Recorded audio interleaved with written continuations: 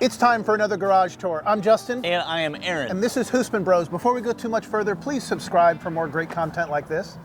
Today, we are in Frisco. At Cousin Chris's garage. You all know Cousin Chris. He brought over his Solstice so we could do a little review of some inexpensive convertibles. We are here at his garage today, and we're going to show you around. He's got some cool Porsches, some old ones, some newer ones. And some fun stuff too. Yeah. Let's check it out. We're going to start out here in front between these two beautiful silver cars, and they're actually contemporaries to each other. Here we have a 2006 Mercedes SLK 55 and a 2007 Boxster S.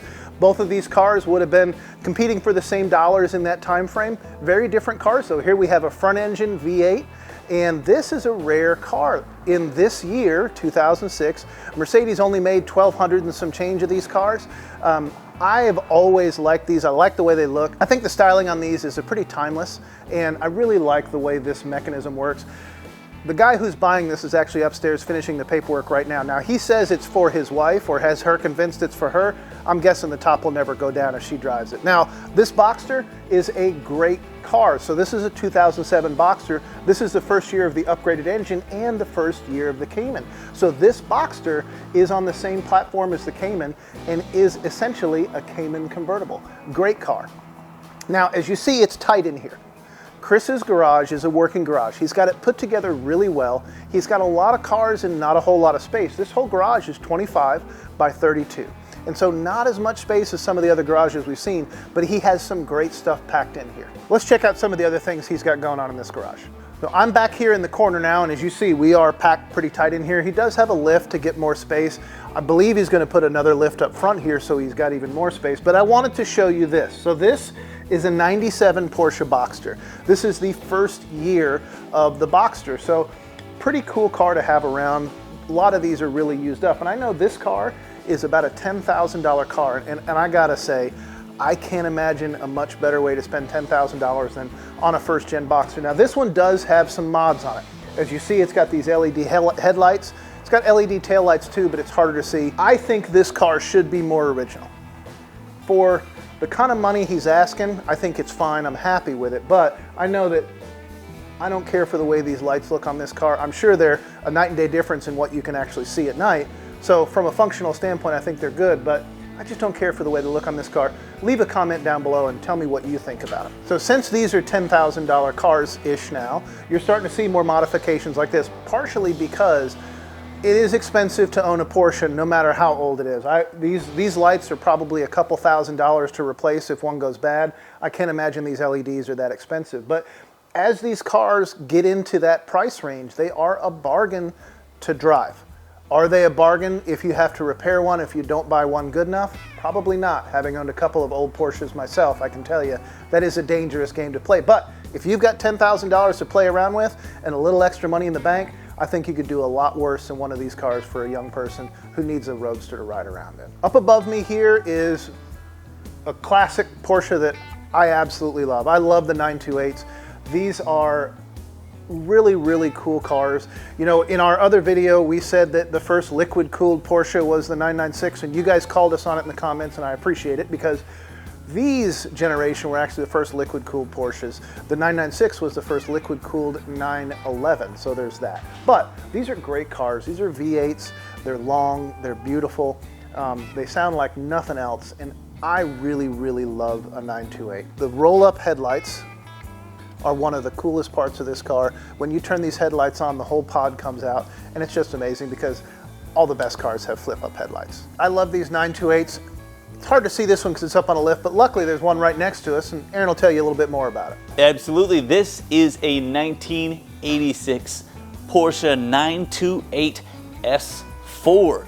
This car was originally ordered by a cardiologist in Amarillo, Texas. So it's been a Texas car all its life to this point, except this one was delivered in Germany through the Porsche Tourist Delivery Program in 1986. Now that program does not exist anymore.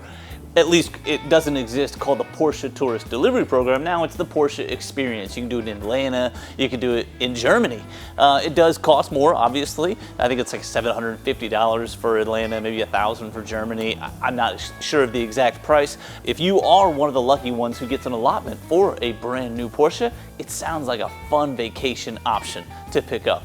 Now, the 928, of course, is most famous for its headlights. It's got the pop-up bug-eye headlights. This one, unfortunately, we cannot show you because the battery is dead right now. So we'll have to get that fixed and show you another time. So if you like your Italian food with an American twist, this is the car for you. This is a 2001 Cavalli Mangusta. This is one of only 284 of these ever produced between 1999 and 2001. In fact, this is number 236. Now, I say Italian food with an American twist because this is an Italian body on top of a Ford chassis. This is a 4.6 liter V8, and it's one of 286, but this is actually one of 3 that has a supercharged saline engine in it. This thing is a lightweight car. It's super fast. It's really unique. You can see the taillights have this grille on them. It's really interesting. It's got a really cool look to it. It's got a Targa top. So the top comes off, and I asked, Chris, is this an automated top? And he said, kind of. Because you take the Targa off, and then this back part rolls back down into here. So it's a very interesting car. Very unique. I mean, you go to a lot of car shows, you're not going to see another car like this. So I just thought this was a really cool car. I wanted to show you. We'll do a deeper dive on it later on, but I just wanted to show you this one. It's very unique. It's awesome. So this garage, you could see, we got 6 cars in here, and these are all sports cars. If you had some bigger trucks, if you had maybe a Divco, a couple Cayennes, I don't know that you could really get by with 6 vehicles in here without getting even a little bit more creative than this. But there's also nowhere to hang out. Your garage, there's no space to just sit back and relax or even do your work, and that's why you've got the mezzanine, where we'll find Justin.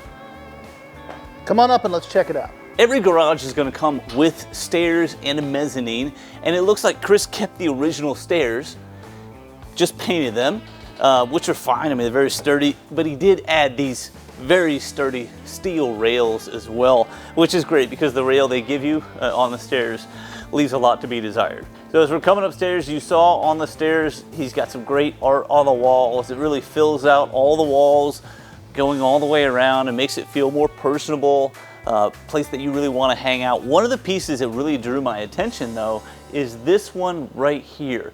He obviously had a poster drawn up for a Triumph that he might have sold already, to be honest, but it does look like they had a Triumph in their family, a 77 Triumph, and had it since 1977, and they had it restored and brought back so Chris could drive it for the first time since 1977 to the TRA National Meet. I just thought that was a really cool piece right there. A nice way that he's done that. There's a lot of stories out there, but how you encapsulate that story is the best thing. You can put it in a scrapbook and put that on a shelf. Chris put it on something he could put on the wall. I thought that was really cool. But some really great pieces here. I'd like to have this one right here with the 996 in it. That's pretty cool. Over here, this is where the magic happens. I mean, Chris is here to sell cars, and this is where he does all of his work. Obviously, you got the desk over here, some glasses for celebration, of course, and here is the deal table. And here we've got our decision maker pen for you to sign your contracts. A really cool touch. Justin, where are you at? I'm over here in the warehouse. Fun fact, I bought my car from Chris. I didn't get to use the decision maker pen. But as we see, extra parts, extra stuff here. When you're a car dealer, you end up with things. That's pretty much it for this garage. I do want to say I love the way this one feels upstairs. Feels really nice, feels really homey. I would like to hang out here more. Now, that's it for us today. Please make sure that you subscribe for more great content like this, and go check out Chris's website to see what he has in stock. We'll see you next time.